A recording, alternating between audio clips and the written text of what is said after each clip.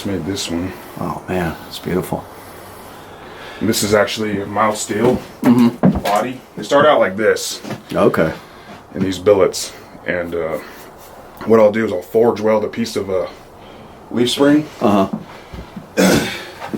this is a high carbon steel bit. You know, so what I'll do is I'll cut a little chunk off of it and then forge weld it in here. Wow. Because the mild steel doesn't harden. And that's like a rocket furnace you got there that just heats. No, this is actually a gas forge. Oh, okay. So I made this. It's a propane tank. Okay. And what it is it's got this ceramic insulation that goes all the way around it. Wow. So it's 2 inches thick. And then I have to I layer the inside of it. This is a refractory. And that basically is like, you know, it's insulator, it's a good tough floor. It puts the heat back into the forge. And yeah, I made this whole burner. It's just pipe. Man. Black pipe. I bought it, you know, AIH or Home Depot or wherever. And it's awesome. It's called a forced air because I'm using a fan. So it's got a fan that, you know, blows air into it. I see. And then feeds it, you know, the propane feeds in, and then you got air that forces it into the forge. So it's way more efficient. And, you know, you don't use as much propane. Like you can be at a lower pressure, right, to get to higher temperatures. Because I used to have a Venturi burner style forge, and that's like, basically it's like to put it in layman's terms, like a Venturi burner is like a naturally aspirated engine. Okay. And then your forced air is like a turbocharged engine. Wow. So this is like, it's just more efficient. Yeah. You know? That is awesome. And yeah. So I'm here with Spencer, and I think the best way to get a hold of you is on Facebook and Instagram. Facebook or Instagram, yeah. Heavy Forge, and that's how I found him on Instagram. And he's hooking me up with this awesome Tomahawk that I'm going to review because he saw that I had some cold steel Tomahawk. And yeah, just tell us a little bit about what you do. So this is my little shop, man, and I just make everything in here. Yeah. I love it. That is so cool. Kind of traditional blacksmithing tools. Yeah. I didn't make any of these. I want to start making some, but I purchased these all from Blacksmith Depot. And they're awesome tongs, man. Like I could never make anything that great, you know. But so you just get kind of tool grade steel and you forge it up and all carbon steel. Hammer it on this thing? Yeah, this is actually a Holland anvil. They're out of Michigan. And this is a solid piece of casted H13 tool steel. Wow. Is what they pour their anvils. Man. So I had to ship it up here from Michigan. Do you ever get orders for like Viking swords or anything? No, I haven't done any swords. Mostly just like knives. I sell a lot of hammers and axes. Hammers and axes. That's what I like to make, really. Not really into swords or knives. I have made some knives, but you know, I like to forge hammers and axes. Do like a Viking-style hammer then? No. Because like work hammers? Yeah, work hammers, forging hammers. I mean, like this. Oh, I see. Okay. Like I forged this one from wow. This was a Cat 988G loader steering cylinder pin. Yeah. So I had to change the pin out in the bearings, and I took the old pin and made a hammer out of it. Man, that's amazing. So all my tooling here I made myself. You know, these are all hammers and stuff I've made. Wow. This is a rounding hammer. It's got a rounding face and then a flat face to smooth out. And then I made this is called a straight peen hammer. Okay. So it's, you know, your traditional cross peens are like this, but this is a straight peen. Wow. That is cool. I made that. So I make all my hammers from 4140 or 1045, which is, it comes in, you know, like this is 1045. Okay. This is actually what I made your Tomahawk out of. Wow. Or 4140, not 1045, but inch and a half. That's 1045. Okay. This is, you know, I make like my own hammer drifts and stuff to punch the eyes out, with drift the eyes. So how does it work? You cut a piece of that off? Yeah. So Tomahawks I do a 5-inch piece, and I know I've got some left. These are old kingpins from semi trucks. I think this is 1045. Like here's some 4140. So yeah, I take a piece of this, 5 inches. Yeah. And then I initially, what I'll do is I'll mark I measure about 1.25 inches, and then I mark I'll take a center punch. Yeah. And then I mark it where I'm going to be, you know, to get center. So I use a tool. I use this. This is like a slitting punching chisel. This was made from H13. Wow. But sometimes I'll make my own. Like I just started making my own. I'm not done with it yet. I just started. I didn't forge any of this. This is just a piece of leaf spring. Right. And I was just gonna grind it, you know, and put like a chisel edge on it, and then weld a handle to it. It's that simple. You know, Wow. I wouldn't even heat treat it. I'd just use it like that. And then so you'll heat it up in there and hammer it so down. I use this initially, you know, and there's a video on my. I think I have a video on my my Facebook forge page of me forging this actual tomahawk, that actual one. Nice. And maybe it wasn't that actual one. I can't remember. I've done so many. But yeah, so initially I use this to punch the hole. And then once I get the hole punched, you know, I use a drift.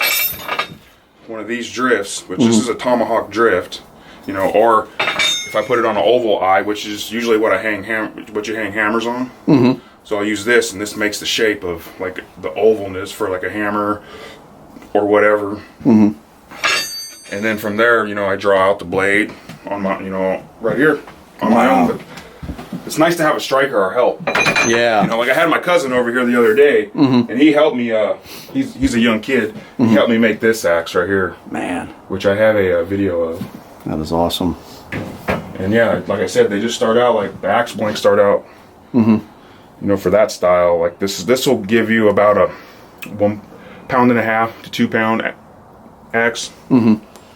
So, yeah, but this is mild steel, so you have to forge weld a carbon steel bit into it, and it can be anything that's high carbon, anything that will harden. But what I really want to start doing is forging my axes from 4140. Right. Just get, you know, instead of like round. That's usually what I make tomahawks out of, is the round bar. I see. That way I don't have to do any forge welding. Right. Because some of the best axes in the world are made out of 4140. You know, Liam Hoffman, he's making axes. They're probably some of the best in the world, man, and they're 4140.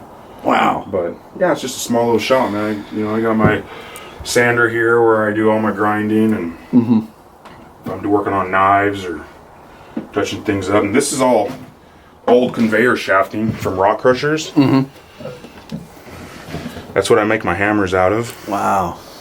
It's tough steel. So, yeah, this is all 4140. I've actually got a hold of the manufacturer that, you know, sells us our shafting, and it's all 4140.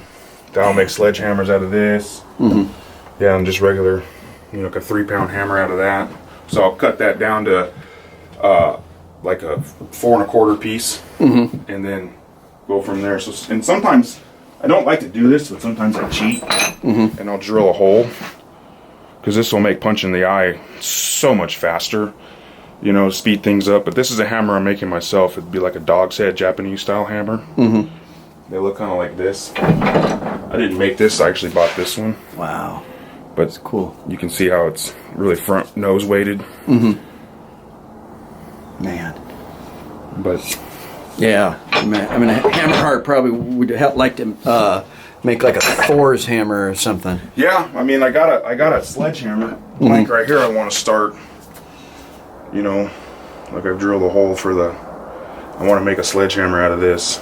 That is awesome. But I'm going to be investing in some tooling this summer. I'm going to buy a 12-ton mini forging press, like Cole Ironworks, I think is what they're called. Okay. But I'm going to, yes, that'll probably fit right in here. And I don't know if you're familiar with the forging press, but that thing moves metal like, you know, like you squishing butter. Wow. So I can turn out a lot more products faster, you know, because I got to turn a lot of business away, you know. Really? Yeah, a lot of. You get a lot of orders I'm that a you one-man can't. show, man. Like I get a lot of people who are just constantly asking me for things, and I'm like, I just can't keep up. Yeah, You know, because you got another working- full-time job. Yeah, working road construction, I just don't have the time, you know, until I Yeah. get set up to, because I'll go out and work on a job. I'll have my RV set up there, you know, and Yeah. I bring my forge out there, and I'll do some forging during. Usually, I use that time to like teach myself, because I'm self-taught. Right. I've never taken a class. I've learned everything from just watching videos or reading books and coming out here and actually putting it into work. You know, that's how I've done everything. That is cool. Well, you might get some more orders now, so you can find them on Heavy Forge on Instagram and Facebook. Is that correct? Yes. And then that's how you get your orders. People just message Yeah, you. people message me, you know, friends of friends, and yeah, people just send me a message and say, hey, you know, You can pay me through PayPal, but usually I like to make your order first before you get paid. Because, life happens, man. I don't want people to pay me and then it's like something happens with my baby or get sent to Durkistan, Totally. This is the thermal coupler. This is a K-type thermal coupler. So this hooks into a multimeter, right? Well, my multimeter actually has an adapter on it that converts the, resistance measurement into a voltage measurement. But that's how I gauge temperature in my forge when I'm heat treating. I see. So I'm kind of limited to the kind of steels I can use. And that's only because I heat treat, like in this kind of situation. So like there's certain like tool steels out there I don't really mess with because they require different kind of heat treat. Like some steels need to be brought up to like 1800 degrees and quenched. Right. And they need to be held at a certain temperature, like 1095 or... So that's why I use like 5160, 1084, 4140 and 1045 is what I use mostly because they're so easy to heat treat. Yeah.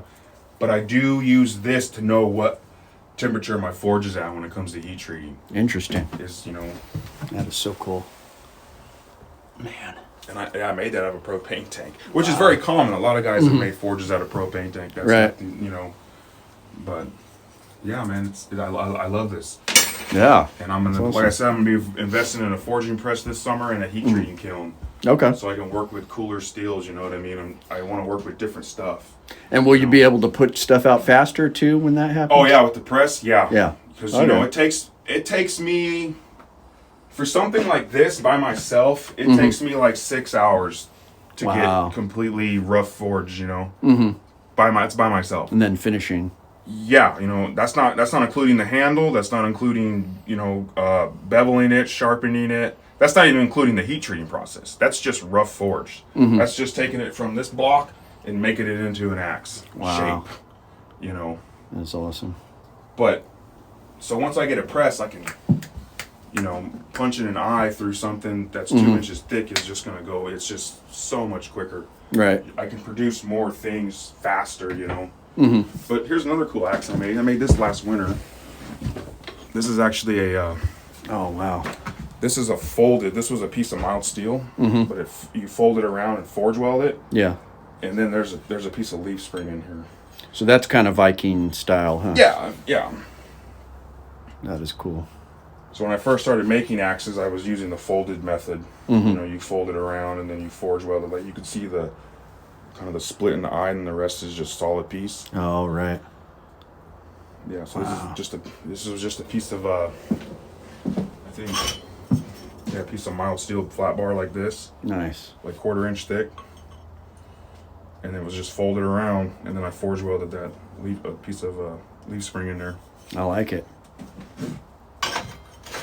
So yeah, this is it, man. I love it. All right, so Spencer, Heavy Forge. Check him out on Facebook and Instagram, and buy an axe or a hammer from him if he has time.